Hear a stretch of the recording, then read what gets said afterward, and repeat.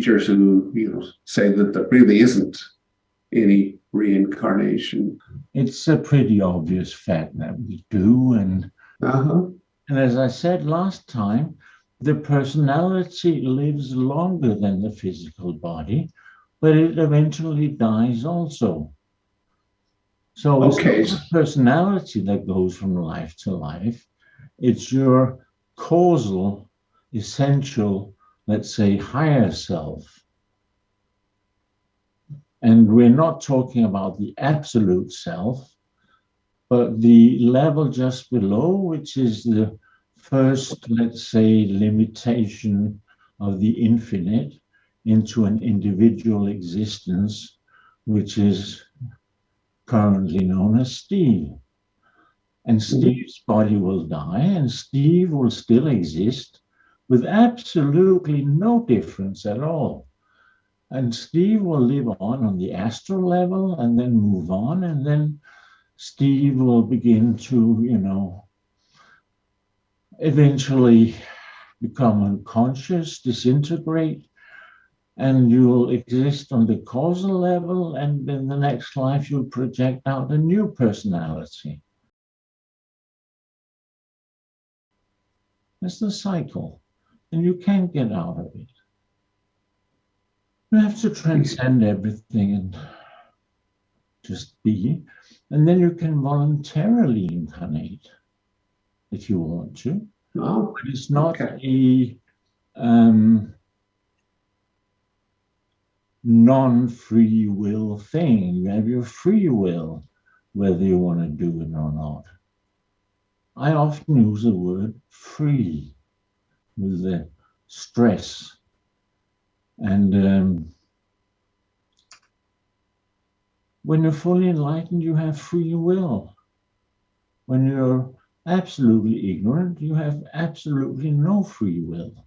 Whether you have any recollections of between life states. Yes, yes.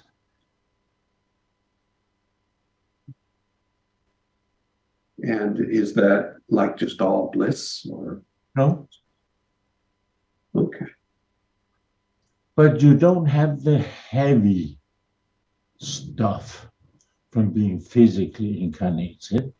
But on the astral level, which is the emotional body, you still have the emotional turmoil that maybe pestered you in your physical incarnation, but there will be a relief from it because it doesn't have the heavy concreteness of the physical incarnation.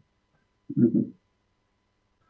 So let's say you in this life was totally absorbed in drinking and gambling and criminal activity, then you will go to the criminal's heaven on the astral level and keep on gambling and drinking and stealing.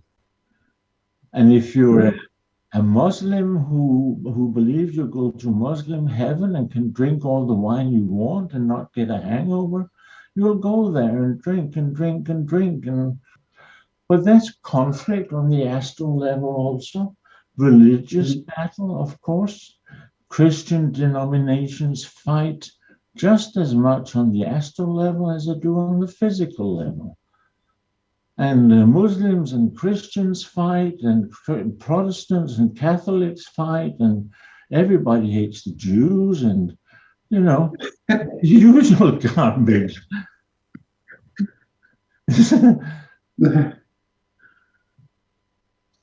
There's nothing to discuss. It's just a fact. Fact of life. My hair is gray. I reincarnate. It's just two facts of life. Honestly.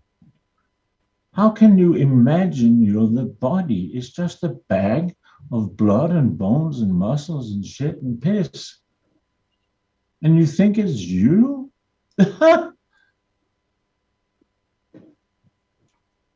Would you say there's some subtle aspects to the physical body, like nerve plexuses that correspond to chakras and things like that, and of course the spine?